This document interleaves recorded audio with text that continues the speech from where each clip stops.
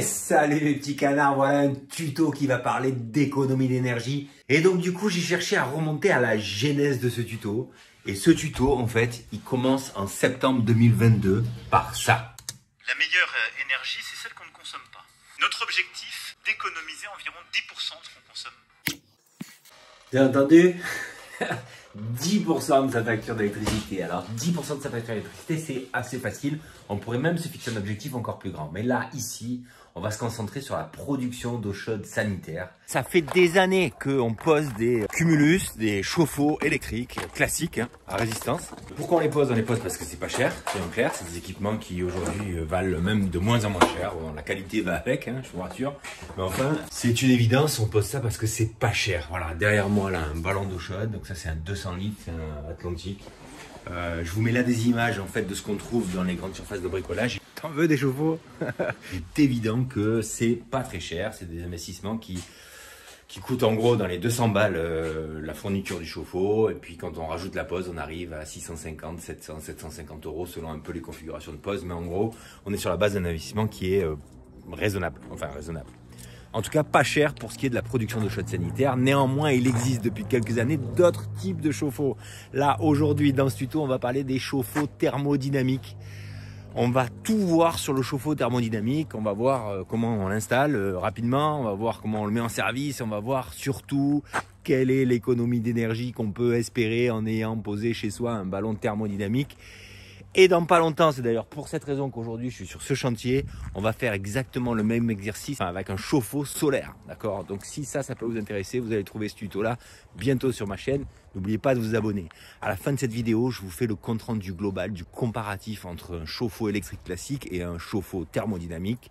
Je ferai la même chose d'ailleurs pour le solaire, mais c'est pas l'objet de ce tuto-là. Et pour ça, pour pouvoir comparer les choses, il faut bien avoir analysé les choses. Et donc c'est pour ça que je vous emmène 4 mois avant, là, on va sur mon ordinateur et là, vous voyez des images du wattmètre que j'ai acheté sur AliExpress. C'est pas très cher, c'est quelque chose qui va me servir pour ce chantier, mais pour d'autres, notamment aussi pour le chauffe-eau solaire que je vais installer. C'est un petit appareil connecté qui va permettre en fait de venir relever des consommations précises d'une ligne électrique chez vous. Vous pouvez acheter ça et le mettre sur n'importe quel appareil pour avoir une idée précise de comment se comporte l'appareil en termes de consommation. C'est plutôt pas mal fait, même si j'ai galéré un peu pour appareiller l'équipement avec mon téléphone pour avoir le retour, mais j'ai fini par y arriver, donc c'est plutôt bien fait. Bon, je suis pas très bon moi, sur ce genre de choses, c'est pas mon domaine en tout cas, mais le fait est qu'on peut du coup, avec ce type d'appareil, enregistrer une consommation, et c'est ce que j'ai fait, et du coup, à la fin de la vidéo, je vais vous en parler parce que pendant plusieurs mois, j'ai mis cet appareil sur mon chauffe-eau électrique pour avoir une idée très précise de ce que ça consommait. Et puis évidemment, une fois que j'ai installé mon ballon thermodynamique, eh bien j'ai fait la même histoire pour pouvoir comparer et avoir un résultat fiable. Maintenant, je vous emmène chez mon fournisseur où je vais acheter mon chauffe-eau thermodynamique. C'est parti. Ça y est mes petits canards, j'y suis, je vais acheter mon chauffe-eau thermodynamique. Donc là, je suis avec mes potos de chez Hitachi à Aubagne. C'est un fournisseur, je vous en parle souvent déjà dans mes vidéos. Et il y a Manu qui est là, peut-être que Manu c'est un des techniciens là, donc il va pouvoir éventuellement nous répondre à des questions. Mais en gros, le chauffe-eau il est là, d'accord? C'est ça. On voit ça, on voit quoi? On voit une jolie télécommande, les liaisons frigo, une anode, je vous en parlerai après. Il y a 2 modèles d'anode avec différents prix, enfin voilà. Et en bas, groupe de sécurité, évacuation, les câblages. Et ma commande, elle est ici. Et là, pour le coup, je suis hyper content de faire cette vidéo parce que je vais enfin pouvoir dire très précisément à mes clients, mais au-delà de tout, à vous, quel est l'intérêt de mettre un ballon thermodynamique chez soi. On fait des économies d'énergie et comme c'est peu d'actualité, eh bien, je pense que c'est super intéressant. Tu me le confirmes? Oui, bon, tu divises la facture en 3. Voilà, c'est ça.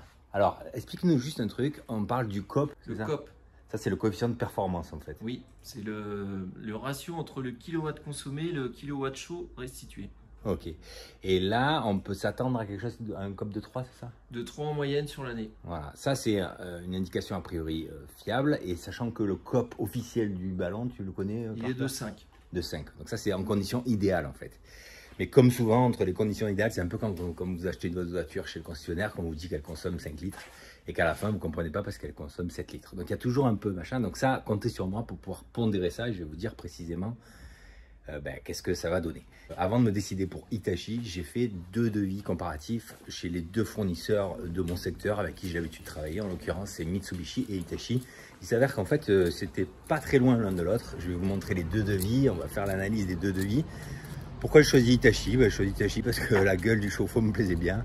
Et puis, en vrai, j'aurais très bien pu choisir Mitsubishi aussi. Il n'y a pas de difficulté avec ça. Je ne suis pas du tout rémunéré pour le faire. Je paye mon ballon thermodynamique et je fais mon petit bilan que je poste sur YouTube. Voilà. C'est parti pour la pose du ballon. On est arrivé à destination. Donc, Vincent, là, on vient d'attaquer il y a quoi? 3 quarts d'heure.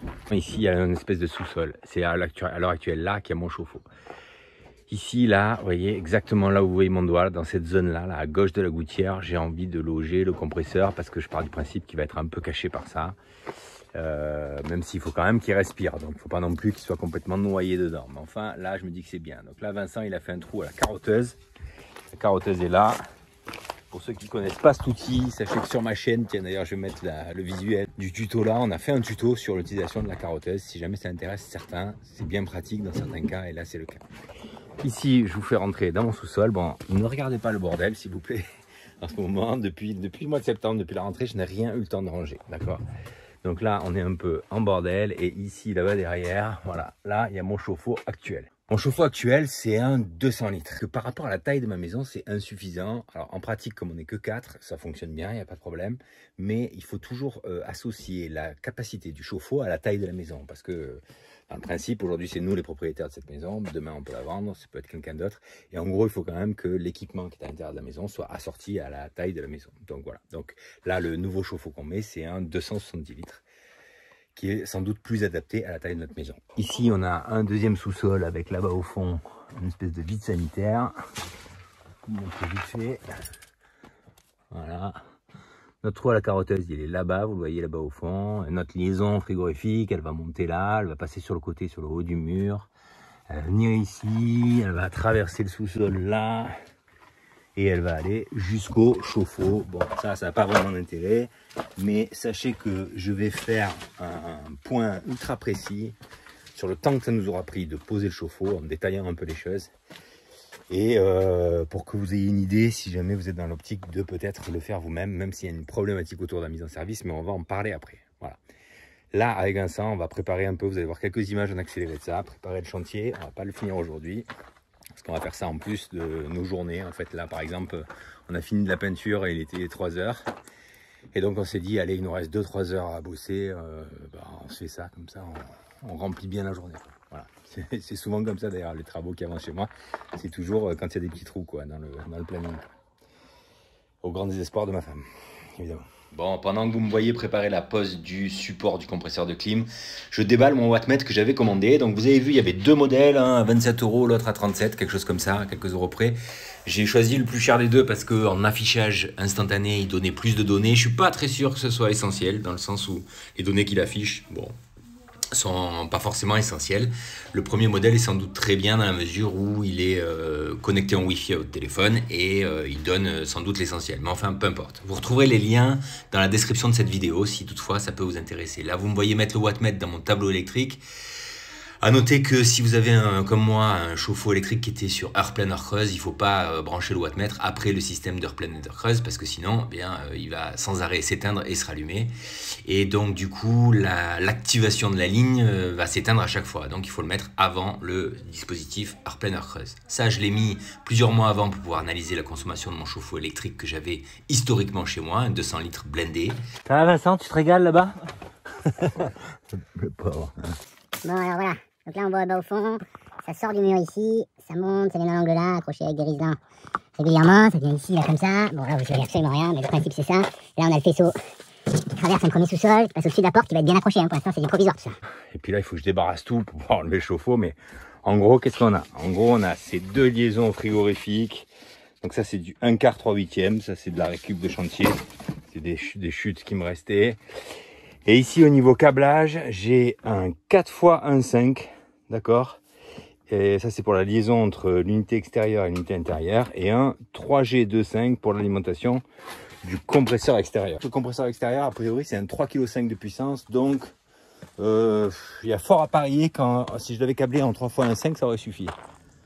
Mais là, j'avais du 2.5 dispo.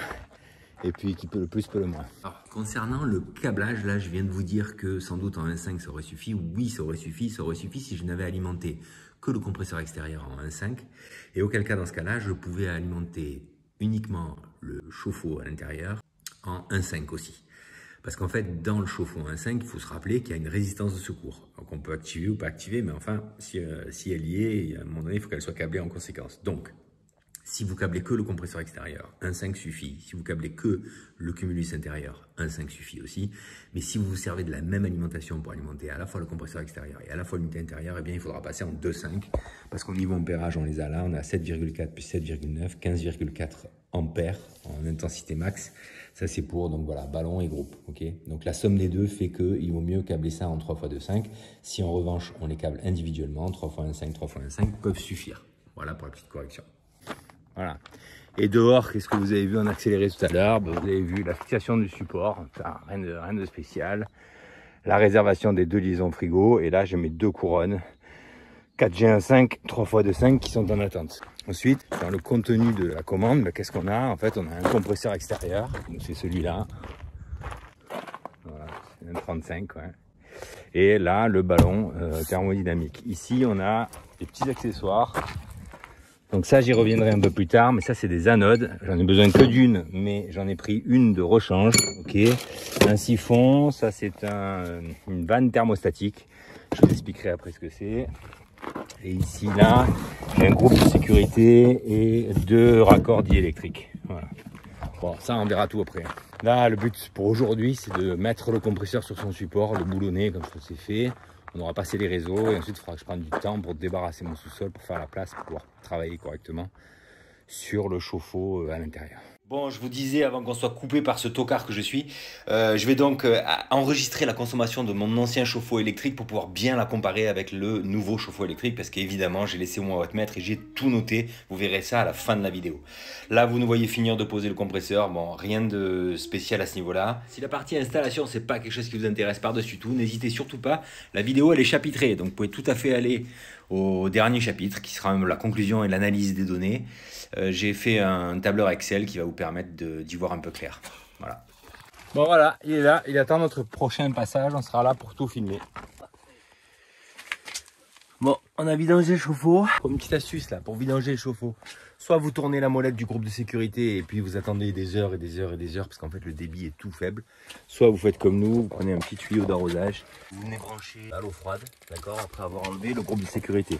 Ça oblige à être un peu rapide entre le moment où vous dévissez le groupe de sécurité, vous branchez votre tuyau et surtout la chose la plus importante c'est de ne pas faire rentrer d'air dans le circuit d'eau chaude parce que si vous faites rentrer de l'air dans le chauffe-eau en haut, évidemment ça va dracher d'un seul coup. Ah, ma maison, l'installation, c'est une maison qui a 40 ans, que j'ai rénovée en partie mais qui n'est pas terminée, donc en fait c'est un peu un patchwork au niveau des réseaux, mais on s'en fout, ça marche très bien.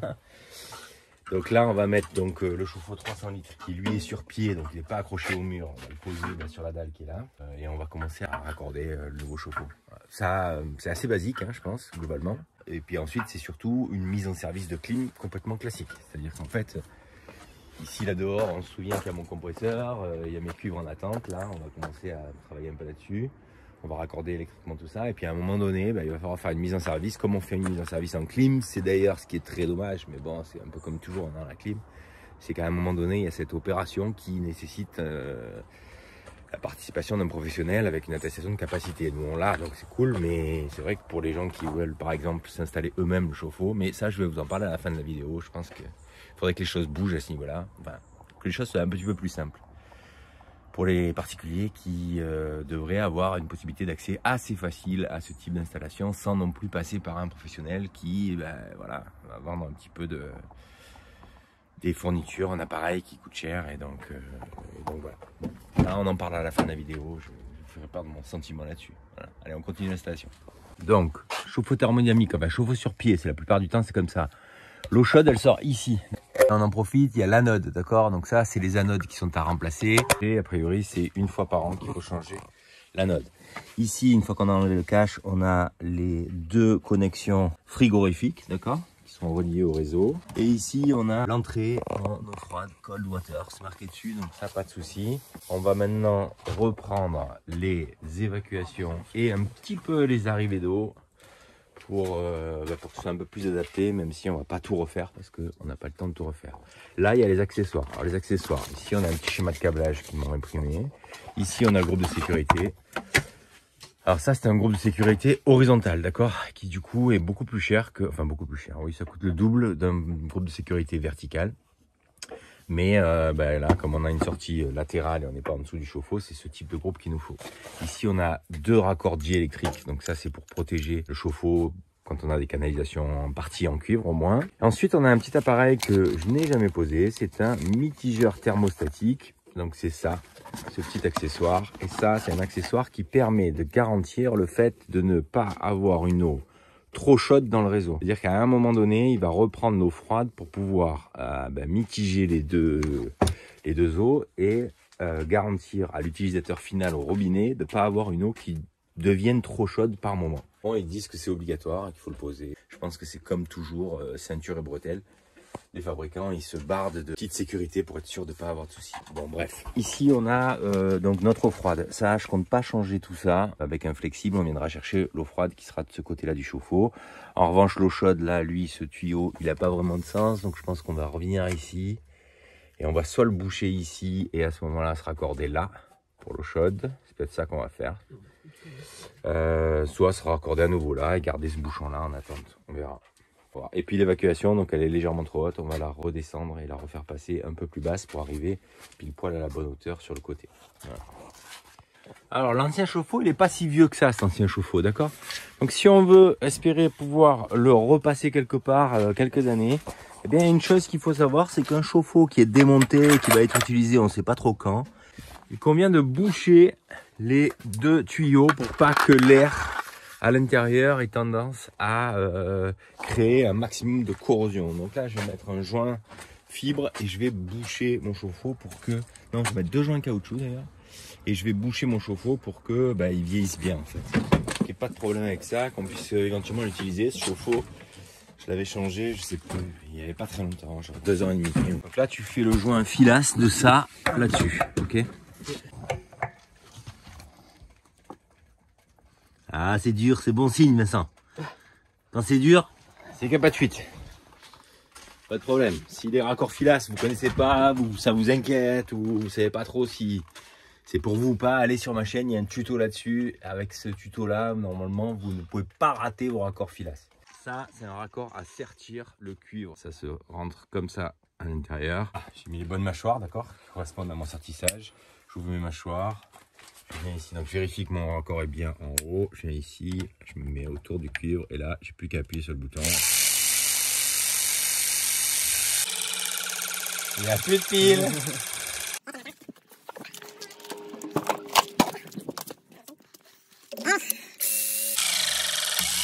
Hop, c'est bon. Je déverrouille. Voilà. Et ça, là, on vient boucher là. Tu viens le serrer.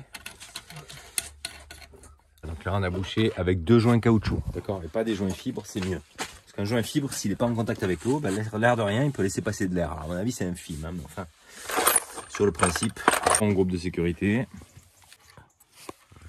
Ça, c'est la hauteur du groupe de sécurité. Allez, là, en accéléré, vous allez me voir installer donc le mitigeur thermostatique sur l'installation. Je vais mettre les 2 raccordiers électriques sur l'eau chaude et l'eau froide, et vous allez me voir aussi donc raccorder ça en accéléré à notre installation. Alors pourquoi on met des raccords diélectriques comme ça autour des chauffe-eau en général dans les installations de plomberie? Eh bien c'est quand on a différents types de métaux qui composent en fait la globalité de l'installation de plomberie. Ça peut être aussi des équipements, des tuyaux, du cuivre, de l'acier, enfin bref. Le but c'est d'éviter de créer des réactions électrolytiques. L'électrolyse qui pourrait se manifester si on ne met pas de raccord diélectrique, eh bien peut provoquer la dégradation rapide des équipements et des tuyaux. Principalement des équipements. En général, on n'en met qu'un seul de raccord diélectrique sur les chauffe-eau. J'ai souvent entendu dire qu'il fallait en mettre 2. Je n'ai pas vraiment d'avis sur la question. Là, le mitigeur thermostatique, alors, on n'a pas eu le temps de le brancher complètement. C'est-à-dire que je l'ai mis, je l'ai installé, j'ai mis le flexible d'eau chaude dessus. Mais je n'ai pas eu le temps de raccorder l'eau froide à ce mitigeur en me disant, bon, ça va, il va jusqu'à 55 degrés. Pas de difficulté avec ça. En fait, c'était une erreur. Quelques temps après, on a eu un problème, vous allez le voir. Donc en fait, si vous mettez cet équipement là, eh bien il faut impérativement le raccorder à l'eau froide pour que ça puisse fonctionner. Parce que si la sortie d'eau chaude de votre chauffe-eau dépasse une certaine température, bien en fait, il est à noter qu'il ne laissera plus rien passer. Là, vous me voyez attaquer les dugeons sur les liaisons frigorifiques. Donc, les dugeons, c'est un petit raccord qui se fabrique avec une dugeonnière qui permet en fait de garantir une étanchéité entre le laiton de la pièce de l'équipement d'un côté et le cuivre de la liaison frigorifique de l'autre, sans aucun joint. C'est cuivre contre laiton et en fait, ça garantit une étanchéité qui soit très durable dans le temps. Le dugeon, il se fait avec une dugeonnière. C'est un petit raccord conique qui vient ensuite être serré avec l'écrou en laiton. Et en fait, la parfaite jonction entre le cuivre et le laiton après le dugeon permet de ne pas avoir de fuite. Donc on fait ça sur l'unité intérieure, donc sur le ballon là en l'occurrence, et sur le groupe extérieur qui contient le compresseur de clim. Donc je raccorde mes liaisons frigorifiques. Là vous me voyez installer les manomètres sur ma climatisation et brancher ma bouteille d'azote. Bon, c'est du rapide parce qu'on est très à la bourre. On doit partir sur notre chantier cet après-midi et ce soir j'ai besoin d'avoir de l'eau chaude évidemment. Donc là je suis en train de pousser à l'azote, d'accord, avec ma bouteille d'azote qui est là dans mon installation pour pouvoir vérifier qu'il n'y ait pas de fuite. J'envoie 30 bars dans l'installation. Une fois que j'arrive à 30 bars, je ferme les vannes et 5 minutes après je contrôle. Si je suis toujours à 30 bars, j'ai pas de fuite. Donc on peut passer à l'étape d'après qui est le tirage au vide. Pompe à vide qui est ici. Je suis arrivé à quasi 30 bars, donc on est bon. Je ferme mon azote. Je ferme là et je ferme cette vanne. Et là, donc je constate que je suis un peu moins de 30 bars et dans 5 minutes, on confirme la chose. Voilà. Pendant ce temps-là, je range ma bouteille d'azote, j'en ai plus besoin. Je fais un petit habillage de la mariée, là. Je finis de bien étancher, thermiquement parlant, le bout de mes liaisons frigorifiques. Et puis, on branche la pompe à vide. Voilà, allez, tirage au vide. On tire tout ça au vide une vingtaine de minutes et ensuite on met en service. Une fois que c'est tiré au vide, eh bien en fait je peux libérer le gaz qui est contenu dans le groupe extérieur. En fait dans le groupe extérieur il y a une réserve de gaz qui est prévue pour une certaine longueur d'installation. Là en tout cas il n'y avait pas besoin de faire un rajout de gaz, c'est prévu pour. Je vais à l'intérieur de la maison et je m'occupe de relever donc le compteur. 497,1, bah c'est bon. Et là on marque nouveau chauffe-eau. 97,1, 497,1. Là, je le mets en marche forcée. Alors, sélectionner le langage. Français, ok. L'année 2022, le mois, décembre, le jour. Bon, je me suis trompé d'une heure. Allez, tant pis, c'est pas grave. Allez, on allume. On va voir ce que ça dit. Voilà, 45 degrés.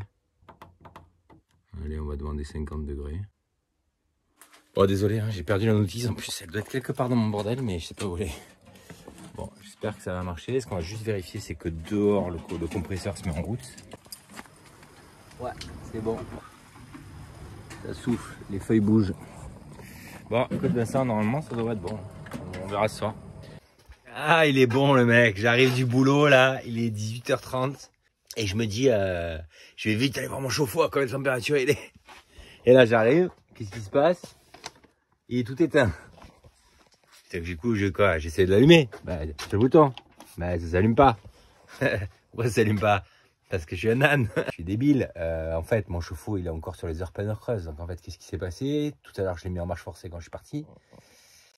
Et cet après-midi, on a eu un créneau de 3 heures d'heure pleine heure creuse, enfin d'heure creuse en pratique. Et donc, du coup, bah, pendant les heures creuses, pas de problème. La bobine, elle est restée collée. Et puis, à la fin des heures creuses, qu'est-ce qui s'est passé?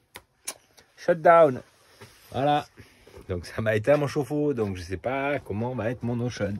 Je vais tout de suite voir ça et surtout il faut que j'enlève en fait le système des heures pleines heures creuses. Allez, je vais vite ouvrir la maison. Ouais, évidemment. Au pistache par contre 498, 497. Qu'est-ce que ça veut dire? Ça veut dire qu'en fait, ça veut dire que il a consommé 1 kW. Donc en fait il a dû chauffer 1 heure quoi. C'est la loose intégrale. Ok, 7 degrés du coup je sais pas ce que c'est. C'est peut-être la température extérieure du coup. Je vais ouvrir une eau chaude ici. Si on n'a pas d'eau chaude ce soir, ah bah elle est tiède. Enfin elle est tiède. Là je mets ma main sur le tuyau à la sortie. Ouais c'est pas froid quoi. Là c'est pas froid mais c'est pas chaud quoi. Bon et là il commence à chauffer. Rendez-vous dans 3 heures, mais je pense qu'un chauffe-eau thermodynamique, c'est long à chauffer. En fait. Enfin, remarquez, j'en sais rien. Je dis ça, mais j'en sais rien du tout.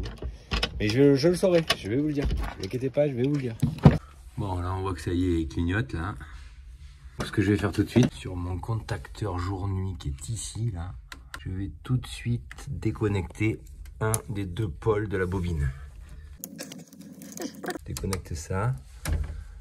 En faisant ça, en ayant déconnecté ici, bon c'est dangereux, hein, je vais pas le laisser comme ça, mais là c'est juste pour les prochains jours parce que demain je pars en déplacement.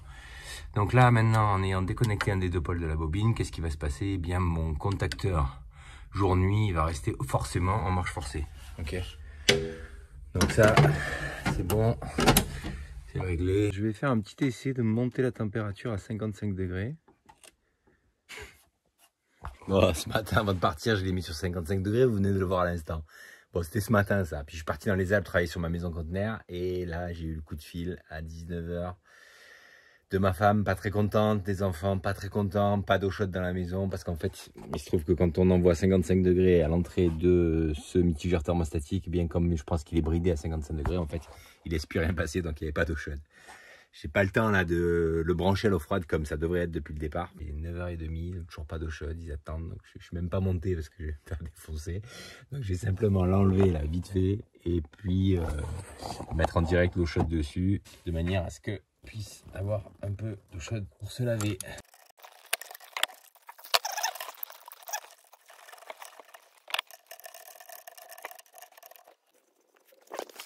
Et là je suis en direct. Donc ça devrait le faire, il devrait avoir de l'eau chaude. Tout ça en plus, c'est même pas pour moi. Hein. C'est pas pour moi que je voulais mettre un chauffe-eau thermodynamique.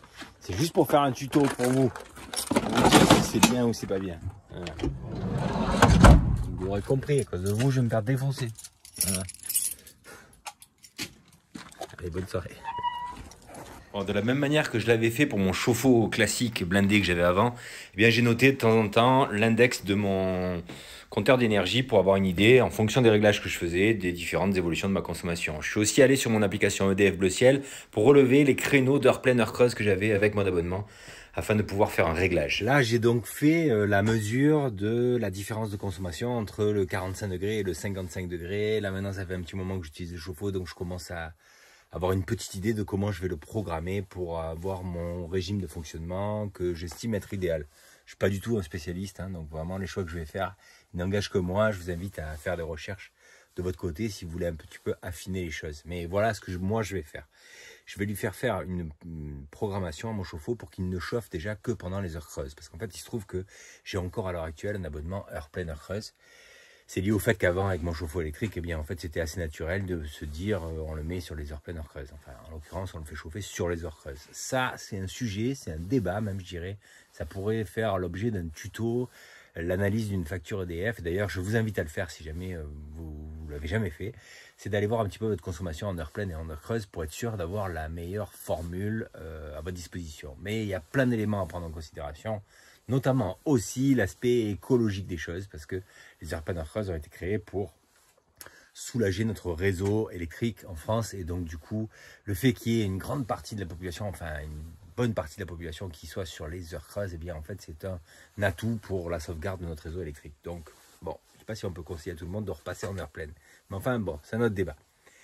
Bon, il se trouve qu'aujourd'hui, je suis en heure pleine, heure creuse, donc je vais tâcher de programmer le programmateur de mon chauffe-eau pour qu'il n'aille chauffer que pendant mes heures creuses. Pour ça, je suis allé voir sur ma facture EDF. Partout en France, les heures des heures creuses peuvent changer. Là, c'est pas forcément les mêmes. Donc moi, je suis allé voir sur ma facture et en fait, j'ai des heures creuses de 1h56 à 6h56 la nuit et en journée de 12h56 à 15h56. Donc je vais essayer de faire une programmation hebdomadaire parce que c'est apparemment par là que on peut faire une programmation avec plusieurs allumages dans la même journée en fait. Et où en fait je vais programmer tous les jours de manière identique et je vais tâcher de programmer ça. Alors je ne vais pas vous montrer tout parce que ça va être trop long, mais en gros ce type de programmation dans ce type de contrôleur là, on y accède par le menu installateur. Le menu installateur c'est OK et flèche, un appui long. Là on arrive sur un mot de passe et le mot de passe c'est flèche vers le... J'ai oublié. J'ai oublié le mot de passe. C'est droite, bas, gauche, droite. Donc droite, bas, gauche, droite. Mot de passe correct. OK. Voilà. Et là, je suis dans le menu installateur. On voit la petite clé à molette là en bas à droite. qui m'a dit que je suis dans le menu installateur. Il y a très souvent en chauffage, c'est comme ça, il y a un menu utilisateur et un menu installateur, mais si vous avez la notice, il n'y a pas de difficulté, vous avez le mot de passe qui est dedans. Okay, ah oui, et dernière chose concernant la température, j'ai vu qu'il y avait un mode automatique anti-légionnel pour qu'il n'y ait pas de légionnel qui se développe dans le chauffe-eau. Donc ça, c'est une des possibilités de l'utiliser. Ça sera un mode automatique, je pense. Moi, dans la mesure où je vais faire une programmation hebdomadaire, alors peut-être que les deux sont compatibles, mais j'en sais rien, à vrai dire. Mais dans tous les cas, dans ma programmation hebdomadaire, je vais inclure un jour dans la semaine où je vais en fait changer la température de consigne. Et je vais la passer à cette température de consigne de 48 degrés, comme je viens de le régler là à l'instant, à 55 degrés une fois par semaine pour être sûr de ne pas avoir ce type de problème-là. Et donc, du coup, j'en arrive à la température de consigne. Je pense que je vais lui demander 48 degrés pour ma consommation propre. Et puis, peut-être que c'est quelque chose qui évoluera dans les mois et les années à venir en fonction de ce que je pressens pour le mieux pour ça. Donc là, vite fait, je vais aller dans le menu, configuration système, réglage, programmation hebdomadaire, voilà, eau chaude sanitaire, ok. Et là, voilà, j'ai le choix dans le type de programmation, des programmations uniques. Donc ça, c'est, par exemple, je pars en vacances et puis je veux que tel jour, il redémarre à telle heure pour faire des économies. Ça, je peux le faire par là. Et sinon, je vais me mettre sur hebdomadaire. Ok. J'ai tous mes jours qui s'affichent. Alors, a priori, on peut programmer une journée bien comme il faut, parce que ça va me prendre un peu de temps.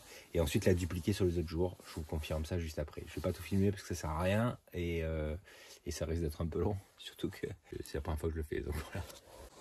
Alors voilà ce que j'ai déterminé. Là, je suis sur mon lundi. Donc le lundi, c'est le jour que je vais ensuite copier-coller, d'accord. 2 heures, il se met en route. 4h30, il s'arrête. C'est-à-dire 2h30 en début de nuit. Seulement 2h30. Parce que je veux pas en fait qu'il chauffe principalement la nuit. J'ai 2h50 d'heures creuses l'après-midi. Et en fait, l'après-midi, les températures sont sans doute beaucoup plus importantes dehors. Donc en fait, je vais consommer moins pour produire ma production de choses. Donc je mets juste 2h30 la nuit pour être sûr. Peut-être que ça, dans les mois à venir, je vais le baisser en fait progressivement. Et par contre, l'après-midi, par contre, je vais en profiter à fond. Donc 13h parce que mes heures creuses, elles débutent à midi 56. Donc 13h, je me mets en route. Je suis en marche. Et 15h50, je me mets à l'arrêt jusqu'à 2h du matin. Donc ça, c'est OK. Ça, c'est mon lundi. Donc j'appuie sur le bouton menu pour copier le jour. Je copie le jour. Et là maintenant, je me mets sur mardi, ok, mercredi, ok. Jeudi, ok, vendredi, ok, samedi, ok, dimanche, ok. Parce qu'il y a un jour dans la semaine où je vais passer à 55 degrés. Et le meilleur jour, ça va être quoi? Ouais, allez, je vais mettre le lundi. Je me remets sur lundi, je vais mettre 55 degrés, la nuit du lundi. Bon, l'extinction, je vais la mettre 1 heure plus tard. Bon, lundi, 55 degrés pendant la nuit. Comme ça, le lundi matin, quand le ménage est fait chez moi, eh bien, il y a un bloc d'eau chaude. Voilà. Ensuite, bon, vous aurez compris mes réglages. Bon, ça maintenant, là, juste avant de faire ça, je suis allé relever mon index. Donc, je vais maintenant attendre 1 semaine ou 2 avant de publier la vidéo pour pouvoir vous donner quel est sur ce régime de croisière-là, que je pense être le bon pour moi, quelle est ma consommation réelle. Et puis, on fera évidemment la comparatif avec mon ancien chauffe-eau. Voilà. J'espère que ça vous fera plaisir. Bon, j'espère que j'ai bien fait mes réglages. Enfin, bien fait. Pas trop de doute sur le réglage, mais sur les choix que j'ai fait. Si jamais vous auriez fait différemment ou si vous avez une petite idée, eh bien, je suis preneur. N'hésitez pas à la mettre dans les commentaires, ça me servira. Allez, un petit point de comptabilité sur les devis. Donc, premier devis, je vous ai dit Mitsubishi, mais en fait, j'ai demandé le devis chez Mitsubishi. Enfin, c'est l'agence CD Sud d'Aubagne, chez qui je me fournis souvent et qui vend principalement du Mitsubishi. Mais il se trouve qu'en fait, ils m'ont chiffré un chauffe-eau thermodynamique de la marque Chapi. Voilà, c'est ça qui pousse a priori chez ce distributeur là. Alors ça, c'est les ballons, je crois que c'est les ballons avec le compresseur intégré en mode gainable. Ça, je crois que c'est les premiers chauffe-eau thermodynamiques, il faut oublier ça. Vous verrez aussi des images de ce type de produit chez Leroy Merlin tout à l'heure. Ça, c'est à éviter. Ensuite, c'est ça qu'ils m'ont proposé. Donc c'est le modèle TD 270, donc c'est celui-là, il fait 270 litres et c'est un compresseur extérieur plus un chauffe-eau thermodynamique. C'est vraiment ça qu'il faut choisir aujourd'hui. Donc ça, il me l'avait chiffré. On était à 449 € pour ce que j'imagine être le compresseur extérieur et 969 € pour l'unité intérieure. Il y avait un colis avec un câble thermostat plus une sonde de ballon, 75 €. On arrive à un total de 1493 € hors taxe. Attention, c'est du hors taxe. Hein. Ça, c'était la solution proposée par CD Sud. Bon, je dis Mitsubishi, mais vous l'aurez compris. Pas forcément Mitsubishi, il propose d'autres marques. Moi, ce que j'ai choisi, c'est ça, Hitachi. distribué par H2C au bagne. Et les tarifs sont là, donc on a... Alors là, il y a tout dans ce devis, il y a y compris les accessoires en fait. Il y a les couronnes de cuivre, les supports de clim, enfin tout. Il y a même l'anode en titane que je n'ai pas pris au final. Anode titane UTempo, 164 € hors taxe. Sachant que je crois que ça a beaucoup augmenté parce qu'il n'y a pas longtemps je suis passé, je lui ai dit vraiment l'anode en titane et tout, elle est super chère. Et là, Mario là-bas m'a dit... ah non, mais maintenant elle est à 230 €, je crois. Bon, alors, je sais pas trop, hein. Bon, c'est pas une info ultra fiable, c'était une discussion comme ça. Donc, il n'en demeure pas moins que pour ce qui est de l'anode, si vous la voulez en titane, c'est-à-dire une anode qui ne se change pas, il faudra débourser 164 €, ce que moi je n'ai pas fait. Moi j'ai pris une anode magnésium, j'en ai pris 2 unités, elles étaient à 10,86 € hors taxe, donc c'est pas très cher. Si néanmoins dans ce devis, pour comparer ce qui est comparable, d'accord, on ajoute le prix du compresseur extérieur et le prix du ballon UTempo, ok, on arrive à 1415 € hors taxe. Donc 1493 € hors taxe dans le modèle Chapi, 1415 € hors taxe en Hitachi, c'est similaire. Ça se tient dans un petit mouchoir de poche. Néanmoins, ça ne veut pas dire que d'installer son chauffe-eau thermodynamique chez soi, ça ne coûte que 1415 € hors taxe, hein, puisqu'il y a tout un tas d'accessoires qui sont nécessaires. Le mitigeur thermostatique, il est à 55 €. Bon, le groupe de sécurité, il y a la couronne de cuivre isolée qui vaut 100 balles quand même, en un quart 3/8. Un support mural. Alors moi, je ne l'ai pas payé finalement ça parce que j'en avais d'avance, mais enfin, je ne l'ai pas payé. Je l'ai payé. Hein. Bon, bref, si on prend une commande globale qui concerne le chauffe-eau thermodynamique, il faut s'attendre à quelque chose comme 1829 € hors taxe. Total TTC, 2195. Ça, c'est le budget a priori d'achat de l'artisan éventuellement qui vous le posera chez vous.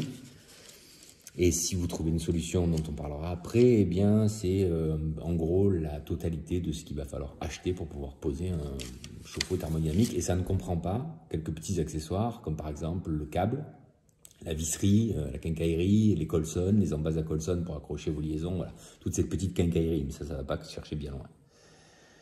Voilà ce que ça coûte, ok. Et le UTempo, bah tiens, on va regarder la notice commerciale vite fait ensemble. Donc c'est le premier chauffe-eau en R32 du marché. Il semblerait que le R32 est devenu obligatoire avec la RE 2020, qui en fait impose que les pompes à chaleur soient passées au R32 versus l'ancien 410. Sur la notice commerciale, il notait que c'est le premier chauffe-eau R32. À mon avis, les autres fabricants s'y sont mis peut-être peu de temps avant, peut-être qu'il a sorti en premier, donc c'est pour ça qu'ils communiquent là-dessus. Voilà. Les infos vite fait, c'est que dans la notice commerciale, on voit qu'en fait, il parle d'un COP à 3,2, hein, donc c'est pas non plus la mort.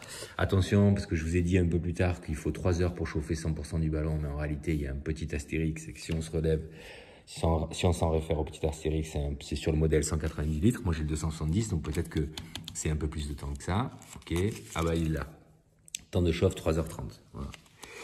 Le bruit du compresseur extérieur, très silencieux. Pour vous dire, il parle de 44 dB. Et pour info, un lave-linge, c'est 74. Et le trafic routier, 80. Il parle d'un truc, mais je ne sais pas vous renseigner, mais je vais me renseigner. C'est une application qui permet de le régler à distance. Je n'ai pas encore réussi à bien comprendre si c'était inclus dedans ou pas. Tiens, ça, c'est l'anode titane qui coûte cher. Et effectivement, elle a un petit transfo. Un petit transfo qui permet de sans doute protéger le chauffe-eau avec cette anode-là d'une manière un peu différente que la classique anode en magnésium qui est à 10,86 €. Enfin, pas très cher, quoi. Voilà. Contrôle d'accès à distance, j'arrive pas à savoir si c'est en option ou pas en option. En tout cas, il semble qu'il y ait une application qui permet de régler à distance son chauffe-eau et de le piloter à distance, y compris pour les pannes.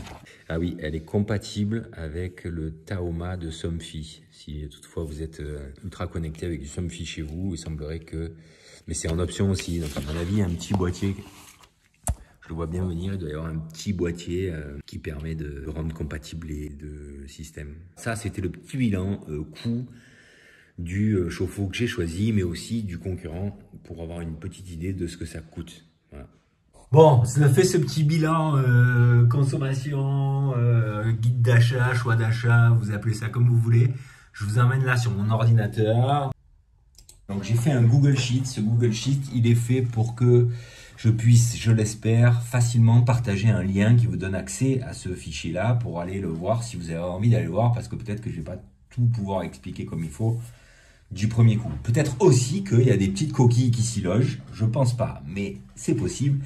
Et s'il y en a, ça me permettra aussi de pouvoir le corriger et Donc cette version, elle peut être amenée à évoluer dans les mois ou les années à venir. Et donc du coup, il sera a priori à jour pour que si vraiment vous êtes très intéressé par tout ça et que vous voulez aller le voir, au-delà de la conclusion que je vais vous donner tout de suite, eh bien vous puissiez aller jeter un petit œil au document pour voir si éventuellement il n'y a pas des choses nouvelles qui ont été notées dessus par rapport à des commentaires que j'aurais pu recevoir entre temps. Voilà, ça c'est la première chose. Ici, on est sur la feuille 1 de mon Google Sheet.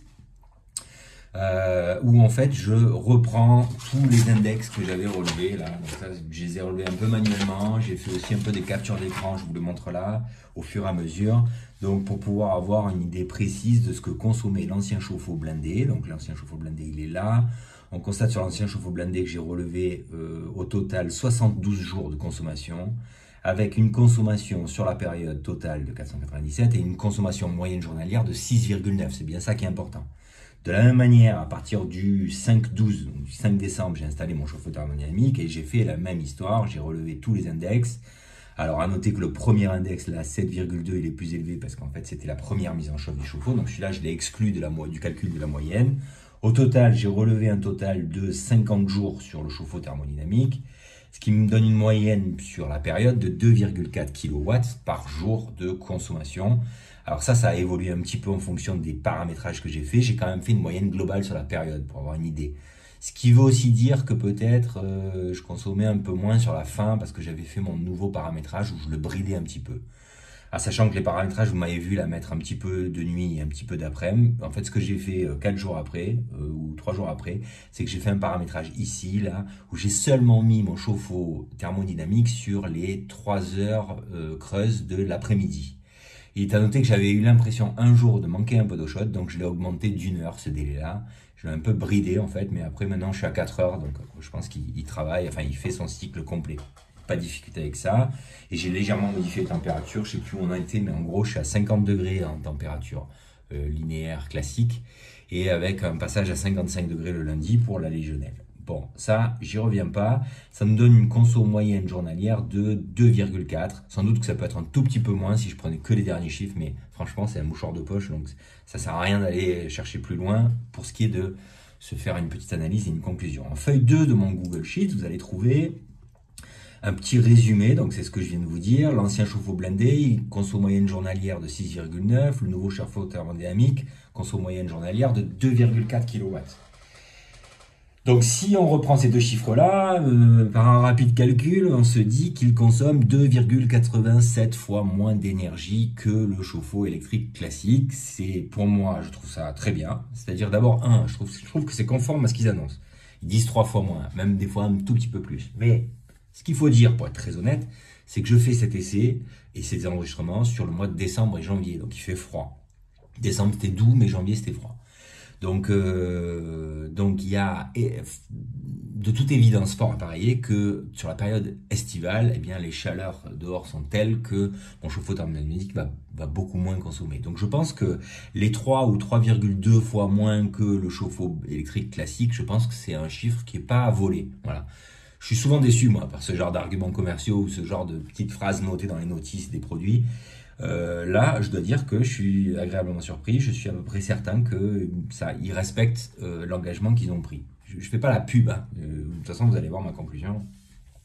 Mais là, je suis pas déçu à ce niveau-là. Je pense qu'on est bien sur le fait qu'un chauffe-eau thermodynamique va consommer 3 fois moins d'énergie qu'un chauffe-eau classique. Il est ajouté aussi que j'ai tout fait pour que le chauffe-eau thermodynamique ne soit pas avantagé dans mon analyse. Hein. Il faut se rappeler aussi que mon ancien chauffe-eau électrique, c'était un 200 litres et pas un 270 litres. Donc là, j'ai une production d'eau chaude qui est supérieure.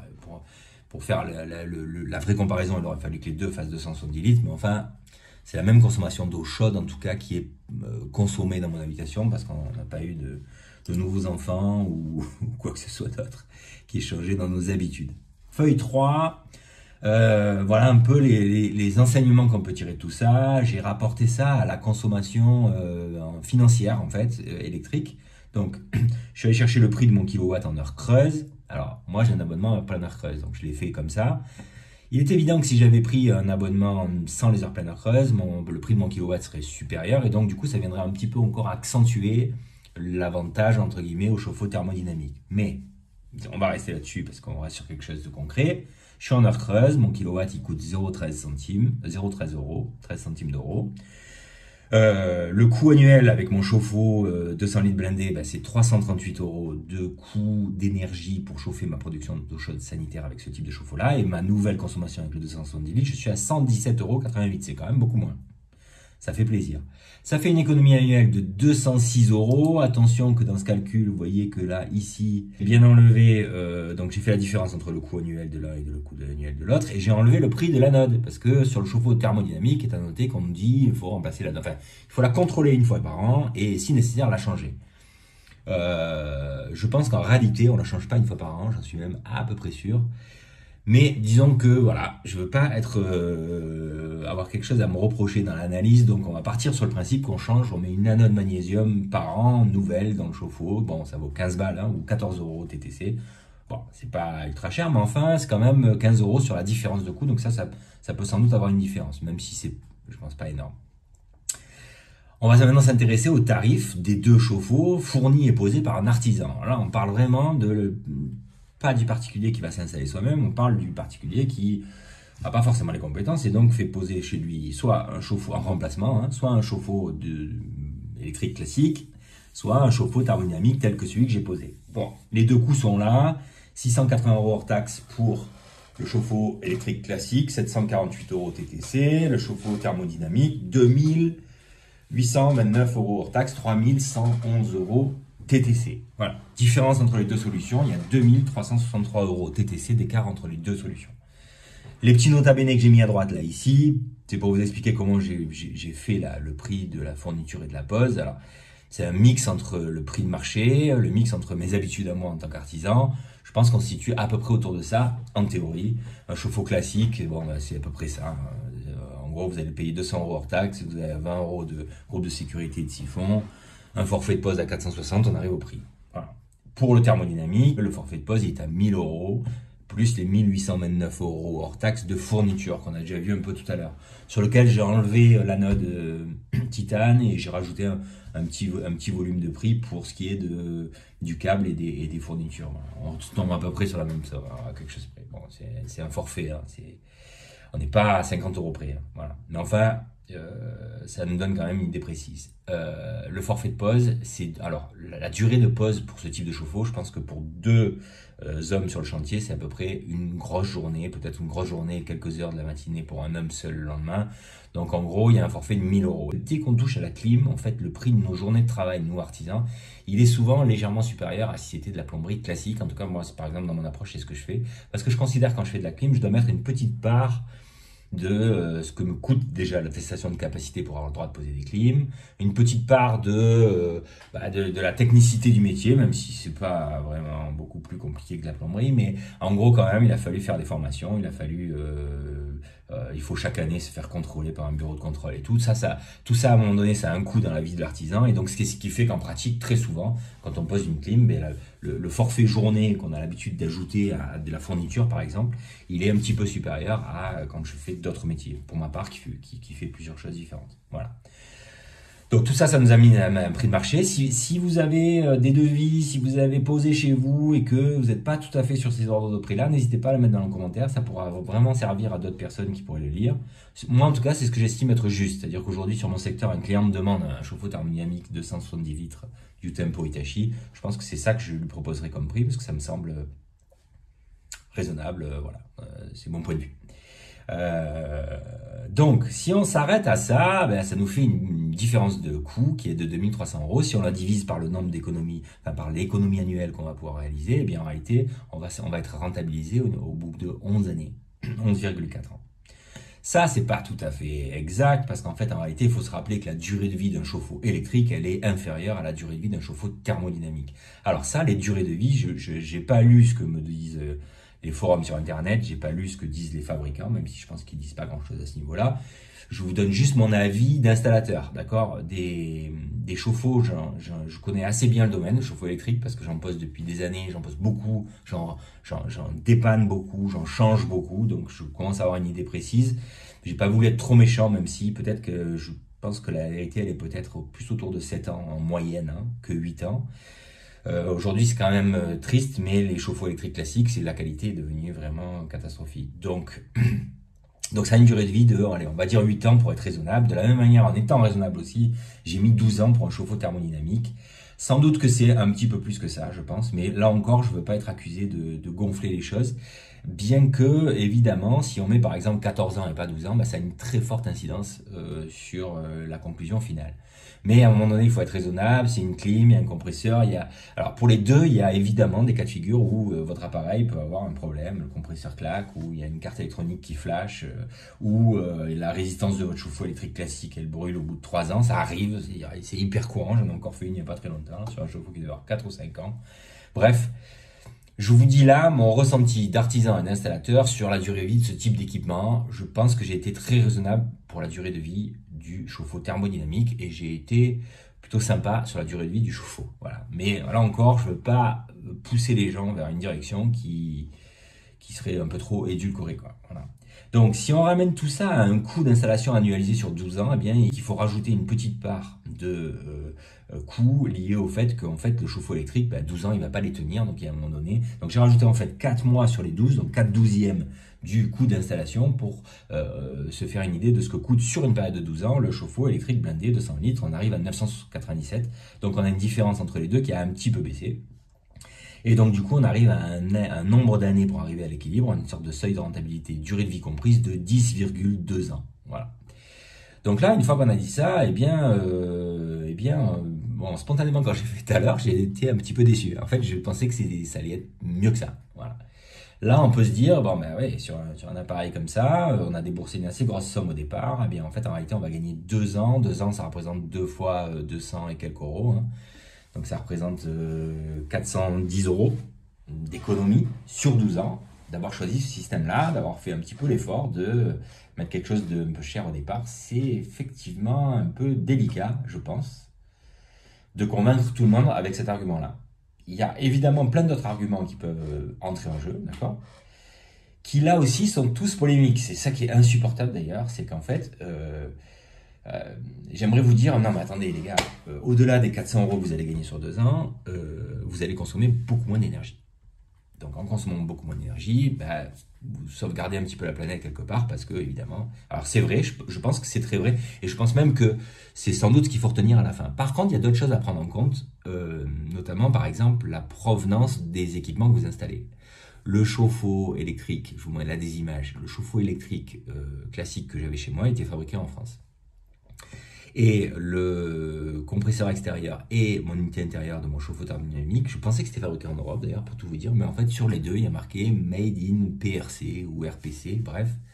Au début j'ai cru que c'était République tchèque, et en fait pas du tout, c'est Made in China. Voilà, donc ça vient de Chine. Donc qui dit que ça vient de Chine dit qu'on a quand même encore une fois fabriqué un équipement à l'autre bout de la planète, on l'a fait venir jusqu'ici pour le poser, et ça...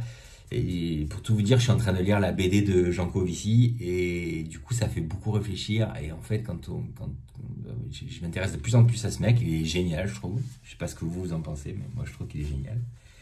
Et c'est vrai que du coup, il y a des petites choses comme ça qui commencent un petit peu à me heurter, à m'égratigner. Donc le fait que ça vienne de Chine, c'est quand même pas un argument exceptionnel. Bon. Maintenant, on consomme moins d'énergie et ça, c'est très vrai. Donc voilà. Je sais plus trop quoi penser. Bon, en tout cas, il y a autre chose. Si vous arrivez à faire diminuer un tout petit peu le prix du chauffe-eau thermodynamique, c'est-à-dire vous avez un artisan super sympa qui va vous prendre peut-être 500 balles de moins pour le poser. Bon, je sais pas si ça existe. Mais ça, là, par contre, on fait exploser complètement la rentabilité du chauffe-eau thermodynamique. Vraiment, d'un seul coup, ça devient ultra rentable parce que vous allez, si par exemple, tiens, là, on va faire l'exercice sur le chauffe-eau thermodynamique en prix hors taxe ici. Voilà, si sur cette somme-là, là, par exemple, on enlève 500 euros. Quelle âne, mon Dieu, quelle âne, je suis pas bon. Voilà, on enlève 500 euros, qu'est-ce qu'on voit? On voit tout de suite qu'on passe à 7,57 années en termes de rentabilité. Donc là, ça devient un petit peu, ça a du sens, je trouve. Ça a même beaucoup de sens. Et donc, je rebondis sur quelque chose, c'est que ce qui est dommage quand même, c'est que on ne puisse pas aujourd'hui plus facilement, quand on est particulier, aller acheter soi-même son ballon thermodynamique chez un fournisseur tel que Hitachi par exemple, un HTC, en donnant l'attestation de capacité de l'artisan qui va vous le poser. Moi, par exemple, aujourd'hui, si demain des clients, moi, chez qui j'ai déjà posé des clims que je connais bien, me disent j'aimerais bien aller acheter moi-même mon appareil, me le poser pour toute la partie plomberie, sanitaire, et simplement faire appel aux professionnels pour la partie liaison frigorifique et mise en service, ça c'est possible, c'est autorisé en fait. Les fournisseurs d'ailleurs, si vous allez les voir, que vous insistez et que vous leur demandez ça, si vous avez réellement l'attestation de capacité de l'artisan et que éventuellement l'artisan le confirme en se manifestant, en appelant ou en y allant, eh bien en fait il n'y a pas de difficulté, vous pouvez très bien acheter votre appareil, le poser vous-même, faire toutes vos liaisons hydrauliques pour la partie eau chaude sanitaire, c'est-à-dire pour ainsi dire changer votre chauffe-eau si toutefois vous avez les compétences pour le faire, et vous faites simplement venir un professionnel tel que moi par exemple, enfin moi c'est pour mon secteur, mais je veux dire par là que si moi demain un client me dit je veux faire ça, si je le connais, parce qu'il faut quand même avoir confiance à un moment donné où le fait de donner l'attestation de capacité ça a des conséquences, donc je pense même qu'il faut d'ailleurs peut-être pas la donner, il faut la donner directement au fournisseur, mais ça doit être possible. En tout cas, moi, si on me le proposait, je le ferais. Ça, il n'y a pas de difficulté avec ça. Du coup, mon intervention se limite à simplement venir faire les dugeons et faire la mise en service, pousser à l'azote, tirer au vide et mettre en service. Honnêtement, c'est un truc qui va plus que coûter 300 ou 350 € à mon client. Une demi-journée de travail pour moi. Et donc là, du coup, on économise les 500 € dont je vous parlais, même plus que ça en réalité, puisque dans la pause, il y avait 1000 €. Donc on économise 650 €, on enlève 650 € au coût du chauffe-eau thermodynamique. Et là, ça fait rêver, on est à 6,7 ans. Donc on est très bien. Là, on est ultra rentable. Voilà. Et la dernière chose du coup, et c'est ça aussi qui est ultra important, c'est qu'en fait le chauffe-eau thermodynamique a priori fait l'objet d'autorisation pour les aides de l'État. Donc ça veut aussi dire que si à un moment donné vous avez une aide de l'État qui vient réduire votre tarif de peu, on voit bien le montant, et bien en fait ça devient une très très bonne solution. Alors malheureusement je suis pas bien placé pour vous dire quelles sont les aides de l'État pour ce type d'appareil, même si je suis à peu près sûr qu'il doit y en avoir.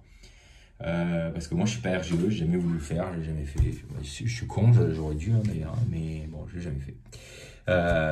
Mais voilà, la seule chose qui est un peu délicate parfois, c'est que les artisans qui ont fait la démarche de passer RGE, parfois je suis en concurrence moi avec eux sur des chantiers, pour des menuiseries, pour des clims, pour des voilà ce genre de choses. Et bien en fait, ils sont souvent beaucoup plus chers que moi. Je ne sais pas pourquoi. Je ne sais pas quel est le coût d'être RGE chaque année. Peut-être c'est un gros coût, j'en sais rien. Mais enfin bon, je sais que ça m'arrive souvent d'avoir des clients qui je dis attention, ça peut faire l'objet de réduction d'aide de l'État si jamais vous faites faire ça à un artisan RGE. Donc comparez bien mon devis avec d'autres et en fait à chaque fois ils me rappellent en disant non mais même avec l'aide de l'État vous êtes moins cher. Donc bon ça c'est notre débat. Ensuite, ça m'intéresse beaucoup d'avoir votre avis. Si vous avez un avis pertinent ou si vous avez envie de le donner, mettez-le dans les commentaires. J'aimerais beaucoup lire ça. Sur cet aspect-là, oui, on fait des économies d'énergie, mais qu'est-ce que ça implique de faire venir un appareil de l'autre bout du monde et l'installer? Je ne sais pas si c'est réellement dans l'air du temps. Bon, je pense quand même que c'est plus important d'économiser l'énergie, même si a priori en France on a principalement des centrales nucléaires, mais quand même, voilà, il n'y a pas que ça. Et donc du coup, ça a une vraie incidence sur le climat. Est-ce qu'elle est plus forte ou moins forte que le fait d'importer ces produits-là de loin, en l'occurrence de Chine?